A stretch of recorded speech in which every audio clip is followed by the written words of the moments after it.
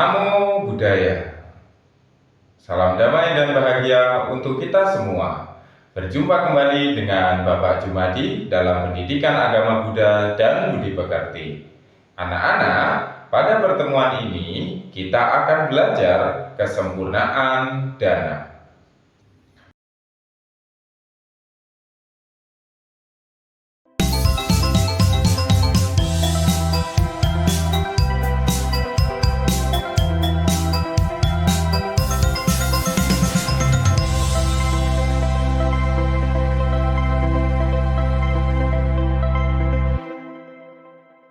Anak-anak, bagaimanakah dana yang kita lakukan dapat dikategorikan sebagai dana yang sempurna? Kesempurnaan dana pertama adalah kesempurnaan dari pemberi dana. Dana yang baik dan yang sempurna adalah diawali dengan adanya kehendak atau cetana dari dalam diri seseorang, yang mana kehendak ini diliputi dengan perasaan bahagia dalam berdana. Apa sajakah kebahagiaan itu? Yang pertama, bahagia sebelum berdana.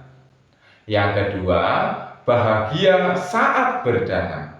Dan yang ketiga adalah bahagia sesudah berdana.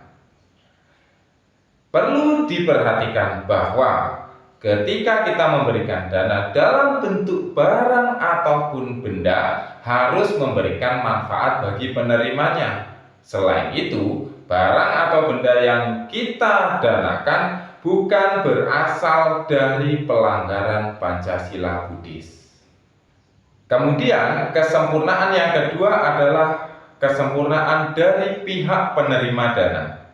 Dalam Dakina Vibhanga Sutta Majjhima Nikaya dikisahkan bahwa Ibu Mahapajapati Gotami berniat untuk mempersembahkan sepasang jubah baru yang dibuatnya sendiri kepada Buddha. Tetapi Buddha menganjurkan agar persembahan itu dialihkan kepada sangga secara umum. Anak-anak, apakah anak-anak mengetahui apa alasan Buddha meminta agar Ibu Mahapajapati Gotami mempersembahkan jubah tersebut kepada sangga? Benar, Buddha menganjurkan berdana kepada sangga karena berdana kepada sangga berarti kita berdana kepada para biku atau para bikuni yang telah mencapai tingkat kesucian arahat, atau para biku dan bikuni yang berlatih untuk mencapai pembebasan. Berdana kepada sangga juga berarti mendukung kelangsungan dharma, sehingga dharma ini tetap terjaga dan dapat diterima oleh lebih banyak pihak di segala penjuru dunia. Anak-anak, selain berdana kepada sangga yang merupakan lapangan untuk menanam jasa kebajikan, dalam Dakina Vibhanga Sutta kita dapat pula memberikan dana kepada pihak lain yang patut atau pantas menerima dana. Misalnya, dana diberikan kepada orang yang melaksanakan sila dengan sempurna, seperti para biku. Yang kedua, dana diberikan kepada orang tua, yaitu ayah dan ibu. Ketiga, dana diberikan kepada orang yang belum memiliki penghasilan atau orang yang tidak memiliki pekerjaan. Dan yang keempat adalah dana diberikan kepada mereka yang memang sedang membutuhkan bantuan, misalnya kepada orang yang terkena musibah atau bencana. Anak-anak, kita harus pahami bahwa setiap perbuatan yang kita lakukan akan memberikan hasil kepada diri kita sendiri, termasuk dana. Karena dana merupakan perbuatan yang baik dan mulia, maka tentu saja kita akan memperoleh hasil yang baik setelah melakukannya. Jadi, apakah manfaat atau pahala dari dana yang kita lakukan bagi diri kita? Dalam kehidupan sekarang, Ada beberapa manfaat yang dapat kita ambil ketika kita banyak berdana dalam kehidupan sekarang ini, yaitu manfaatnya adalah berlatih untuk mengurangi sifat serakah atau loba yang ada di dalam diri kita. Kemudian berlatih melepaskan sesuatu yang kita miliki sehingga kita tidak melekat. Dan yang ketiga yaitu kita akan disenangi dan mempunyai banyak teman yang kelak teman-teman ini dapat menolong kita di saat kita sedang susah. Dalam Siha Sutta, Buddha juga membabarkan bahwa manfaat atau pahala dana yang dapat berbuah langsung dalam kehidupan sekarang ini. Di antaranya yaitu pertama, dicintai banyak orang dan dijadikan sahabat oleh orang-orang yang baik dan bijak.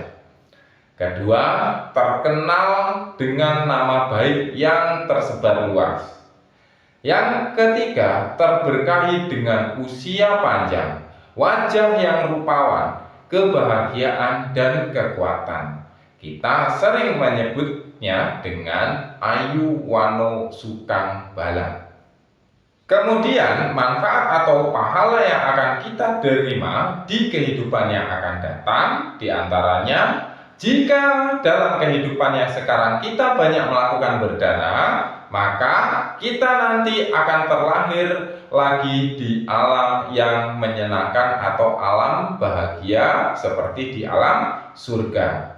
Kemudian yang kedua, jika di kehidupan selanjutnya kita terlahir di alam manusia, maka kita akan terlahir sebagai anak dari keluarga yang kaya raya. Dan jika kita terlahir sebagai manusia, maka kita tidak akan kekurangan dalam hal materi. Inilah manfaat atau pahala dari dana yang kita lakukan. Anak-anak, mari kita simpulkan dari materi yang telah kita pelajari pada pertemuan ini. Dana adalah sifat mulia yang harus dikembangkan dalam kehidupan. Kita harus bahagia dalam berdana dan penuh dengan ketulusan serta keikhlasan tanpa mengharapkan imbalan apapun. Dana dapat dilakukan dengan memberikan bantuan berupa materi, tenaga, keamanan, dan nasihat-nasihat yang baik dan benar kepada pihak lain. Setiap dana yang kita lakukan selain memberikan manfaat bagi orang lain ataupun makhluk lain, juga merupakan pahala kebajikan bagi diri kita yang akan bermanfaat dalam kehidupan ini dan kehidupan yang akan datang. Baiklah anak-anak semuanya, demikian untuk pertemuan kita kali ini. Semoga kita semua senantiasa berada dalam jalan dhamma dan selalu mempraktikkan kebaikan dalam kehidupan ini. Bapak akhiri dengan Savisata Bhavantu Sukhitata. Semoga semua makhluk berbahagia. Sadu, sadu, sadu. Namo Buddhaya.